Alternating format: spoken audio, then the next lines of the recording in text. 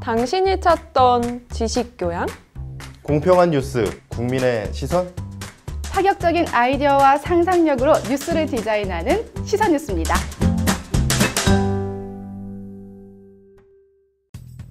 어느 날 응급실에 수면제를 과다 복용한 환자가 실려왔습니다. 의사인 형석은 환자의 위세척을 위해 위장관 튜브를 삽입하려 했지만 환자는 몸부림을 치면서 이를 거부했죠. 하지만 형석은 환자의 목숨이 위급한 상황이라 동료 의사들과 함께 환자의 팔과 어깨 등을 억지로 억제대에 설치하고 진정제 주사를 놓고 나서 위세척을 하게 됩니다. 간신히 환자의 목숨은 살렸지만 기쁨도 잠시. 형석에게 손해배상 청구 소송장이 날라왔습니다. 환자가 위세척 과정에서 의사들이 무리한 힘을 가해 어깨에 골절상을 입었다며 손해배상 청구를 한 것입니다. 과연 이런 경우 형석은 손해배상을 해줘야 할까요? 안녕하세요. 생활법률 김용용입니다.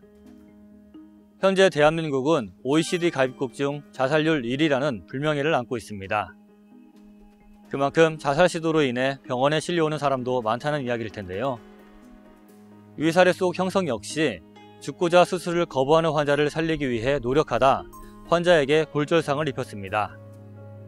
이런 경우 형석은 환자에게 손해배상을 해줘야 할까요?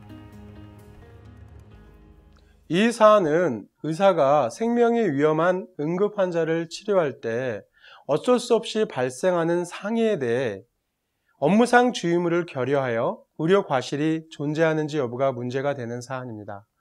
자칫 사망에 이를 수 있는 응급 환자일 경우에는 의사가 의료 행위를 중단하게 되면 환자가 사망에 이를 가능성이 매우 높아지게 됩니다.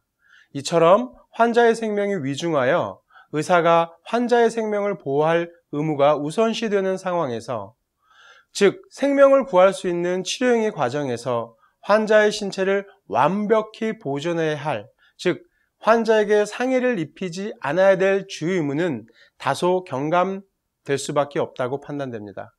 따라서 자살하기 위해서 수면제를 과다 복용한 환자의 생명을 구하기 위해 의사가 위세척을 진행하는 도중에 환자에게 입힌 골절상 정도의 상해는 환자의 생명보다 결코 중하다고 볼 수 없습니다. 의사인 형석에게 앞서 말한 의사과실은 인정될 수 없으므로 환자에게 손해배상을 해주지 않아도 될 것으로 판단됩니다. 법원은 의료과실 여부를 판단할 때 환자의 생명이 위태로운 긴급한 상황이었는지, 진료 방법이 합리적 범위 내에 있었는지, 진료를 받다 입은 손실이 진료를 하지 않았을 때 입었을 손해보다 현저히 가벼운지 등을 고려한다고 합니다. 결국 이러한 것들을 고려해 형석의 행위는 의료과실에 해당하지 않았고 손해배상 또한 하지 않아도 되는 것이죠. 그럼 저는 다음 시간에 찾아오겠습니다.